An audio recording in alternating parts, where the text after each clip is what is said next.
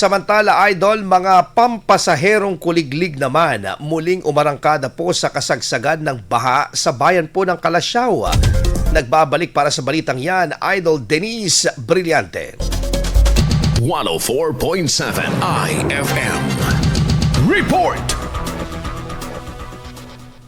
Muling umarangkada ang kuliglig sa ilang binahang kalsada sa Kalasyaw para magsilbing pampasada sa mga pasaherong kailangang bumiyahe. Sa barangay Mangkup, ilan sa mga kuliglig ang patuloy na bumabiyahe kahit malakas ang agos ng baha. Batay sa monitoring ng mga otoridad, isa ang naturang kalsada sa mga labis na binabaha tuwing umaapaw ang tubig sa ilog at patuloy ang buhos ng ulan. Ayon sa ilang driver, alternatibo manong sasakyan ng kuliglig ng mga residente dahil iilan lamang ang mga nakakaraan sa kalsada.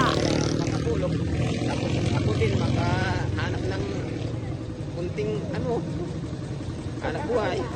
Naniningil ng 30 pesos kada pasahero ang mga nagkukuliglig at kaya magsakay ng 10 hanggang 11 pasahero bawat biyahe. Anila umaabot sa 300 pesos hanggang 500 pesos kada araw ang gastos ng mga nagkukuliglig sa gasolina. Mula sa mga lugar sa Banlag at Mangkup, hinahatid ang mga pasahero patungo sa bayan ang mga sakayan ng jeep at town center pabalik ng Nagsangaan. Samantala, bukod sa bayan ng Kalasyaw, may mga namamasadang kuliglig na rin sa ilang nabahang parte ng Dagupan City dahil sa lalim ng tubig baha, partikular sa barangay Mayumbo. Kasama mo mula rito sa IFM News Dagupan, ito sa Idol Denise Brillante Tatak. IFM!